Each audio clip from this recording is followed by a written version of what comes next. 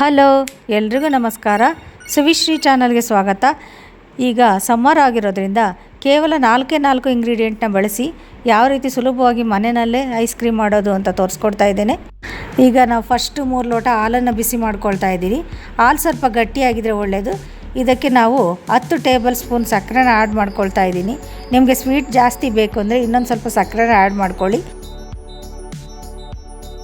ಈಗ ಸ್ಪ್ಯಾಚುಲಾದಲ್ಲಿ ಮಿಕ್ಸ್ ಮಾಡ್ಕೊಳ್ಳಿ. ಒಂದು ಕುದಿ ಬರೋವರೆಗೂ ಚೆನ್ನಾಗಿ ಮಿಕ್ಸ್ ಮಾಡ್ಕೊಳ್ಳಿ.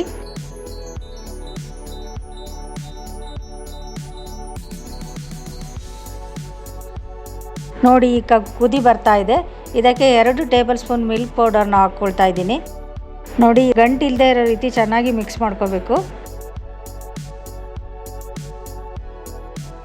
ಸ್ವಲ್ಪ ಕಾಯಿಸಿ ಆರಿಸಿರೋ ಹಾಲನ್ನು ತಗೊಳ್ಳಿ. ಅದಕ್ಕೆ 3 ಸ್ಪೂನ್ ಕಾರ್ನ್ಫ್ಲೋರ್ನ ಮಿಕ್ಸ್ ಮಾಡ್ಕೊಳ್ಳಿ. ಅದನ್ನು ಈ ಕುದೀತಾ ಇರೋ ಹಾಲಿಗೆ ಸೇರಿಸಿ ಮಿಕ್ಸ್ ಮಾಡ್ಕೊಳ್ಳಿ. ನೋಡಿ, ಇದನ್ನು ಬಿಡ್ದಂಗೆ ಕೈ ಆಡಿಸ್ತಾ ಇರಿ, ಇಲ್ಲಾಂದರೆ ಗಂಟಾಗೋ ಚಾನ್ಸಸ್ ಇರುತ್ತೆ. ಅದಕ್ಕೋಸ್ಕರ ನೋಡಿ, ಈ ಟೆಕ್ಸ್ಚರ್ ಬರಬೇಕು, ಅಲ್ಲಿವರೆಗೂ ಬಿಡ್ದಂಗೆ ಕೈ ಆಡಿಸ್ತಾ ಇರಿ.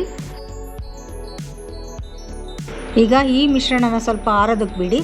ಅದು ಆರಿದ ಮೇಲೆ ಮಿಕ್ಸಿ ಜಾರ್ಗೆ ಅದನ್ನೆಲ್ಲ ಹಾಕ್ಕೊಂಡು ಒಂದು ಅರ್ಧ ಸ್ಪೂನ್ ವೆನಿಲಾ ಎಸೆನ್ಸ್ನ ಹಾಕ್ಕೊಳ್ಳಿ. ಈ ವೆನಿಲಾ ಎಸೆನ್ಸ್ ನೀವು ಆ್ಯಡ್ ಮಾಡ್ಕೊಳ್ಳೇಬೇಕು, ಇಲ್ಲಾಂದರೆ ಐಸ್ ಕ್ರೀಮು ಟೇಸ್ಟಿಯಾಗಿ ಬರೋದಿಲ್ಲ. ಈಗ ಇದನ್ನು ಗ್ರೈಂಡ್ ಮಾಡ್ಕೊಳ್ಳಿ. ಈಗ ನೋಡಿ, ಗ್ರೈಂಡ್ ಮಾಡಿದ್ದಾಗಿದೆ.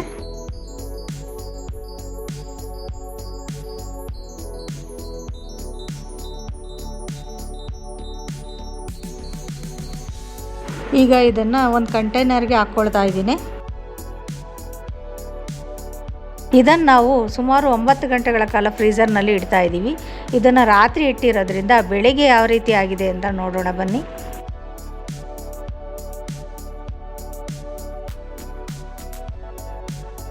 ನೋಡಿ, ಎಷ್ಟೊಂದು ಸಾಫ್ಟಾಗಿ ಬಂದಿದೆ. ನೀವೊಮ್ಮೆ ಮನೆಯಲ್ಲಿ ಈ ರೀತಿ ಟ್ರೈ ಮಾಡಿ ನೋಡಿ. ತುಂಬಾ ಸಾಫ್ಟಾಗಿ ತುಂಬ ಚೆನ್ನಾಗಿ ಬಂದಿದೆ. ಸಮ್ಮರ್ ಆಗಿರೋದ್ರಿಂದ ಚಿಕ್ಕ ಮಕ್ಕಳಿಂದ ಹಿಡಿದು ದೊಡ್ಡವ್ರಿಗೂ ತುಂಬಾ ಇಷ್ಟ ಆಗುತ್ತೆ. ಮುಂದಿನ ವಿಡಿಯೋದಲ್ಲಿ ಹೊಸ ರೆಸಿಪಿಯೊಂದಿಗೆ ಸಿಗ್ತೇನೆ. ಅಲ್ಲಿವರೆಗೂ ಟೇಕ್ ಕೇರ್.